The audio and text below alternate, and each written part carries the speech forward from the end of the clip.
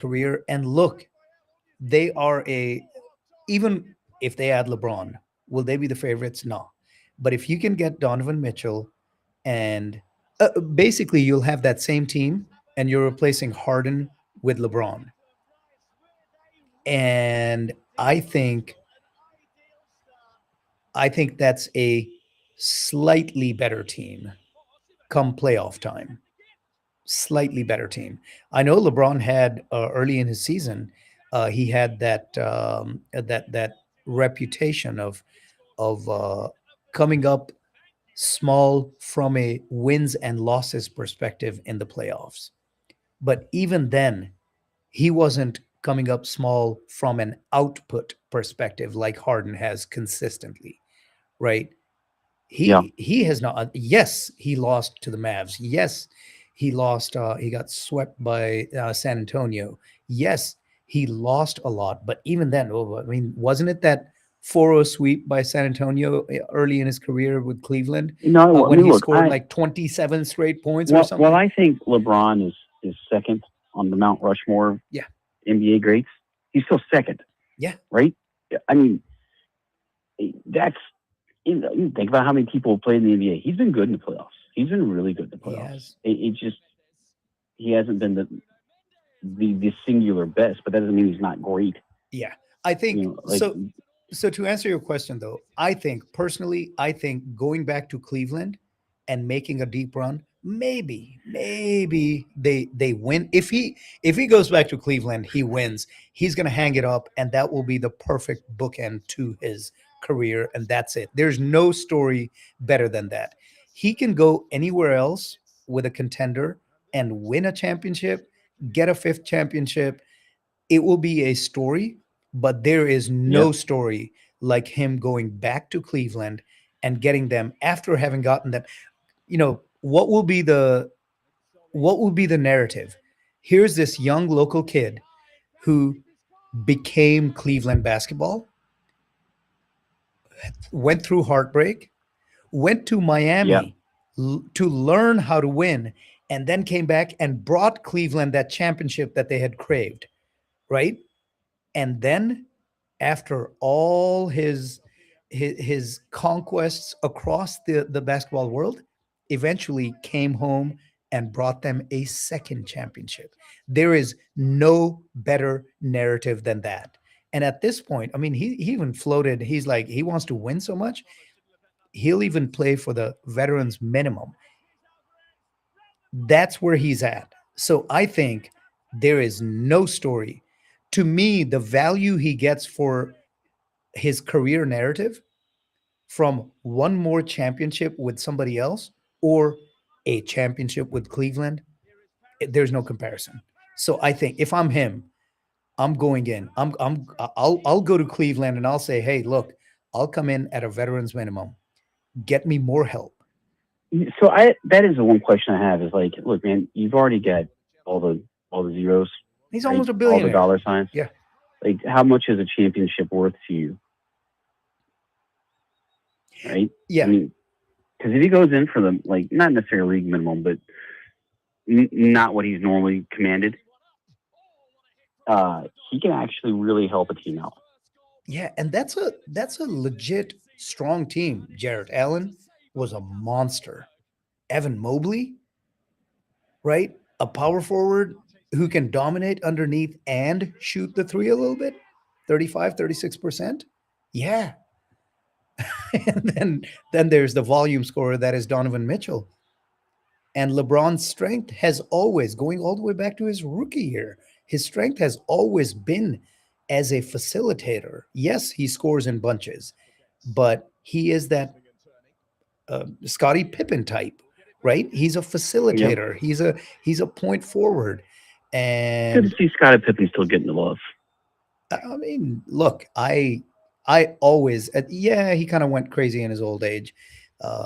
Some of the things, some of the takes that he's had, but back in those days, back in the 90s, man, that team with Jordan and Pippen and anybody else, And it really was. It was Jordan and Pippen and anybody else. Anybody else? They're Yep. just swapping those players out. They had the Paxsons, they had the Kerrs, they had Bill Cartwright, they had Williams, that just everybody.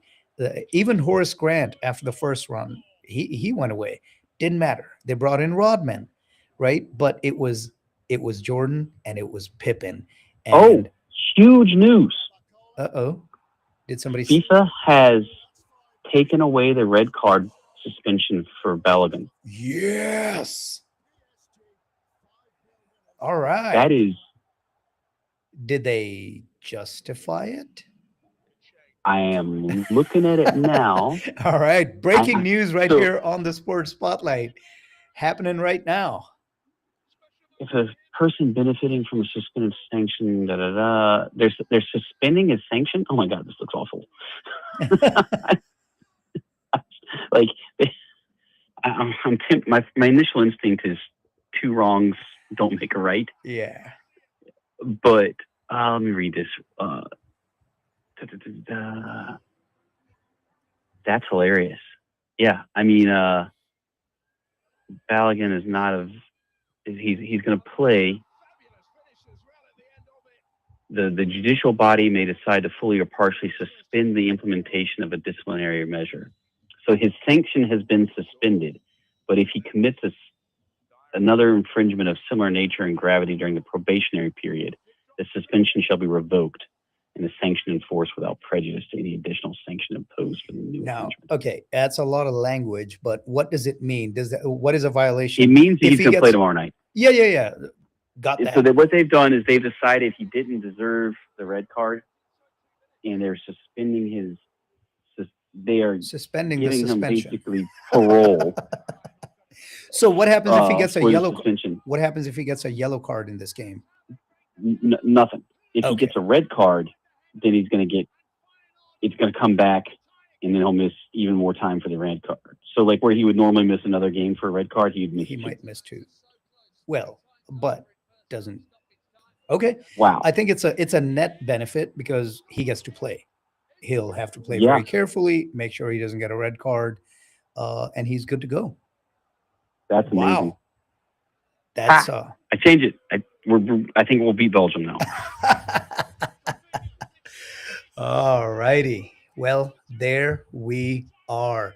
And that's what we do, man. That's what we do here. Shine the spotlight on any aspect of the world of sport that is required in the moment. Great news, bringing that breaking news. I know U.S. fans are going to be ecstatic to hear this. It's going to be a great time tomorrow night, 8 p.m. U.S. Belgium. And as I said before, look, I'm going to be doubly excited. I really am. And if Portugal beats Spain in the earlier game. Oh man, that would be. Now watch Portugal beat Spain, and we just lose. And we lose to Belgium. You know, that would be one of those. Oh man, that's why we play the games, right? We can sit there and pontificate and predict and build these. You know, there's a.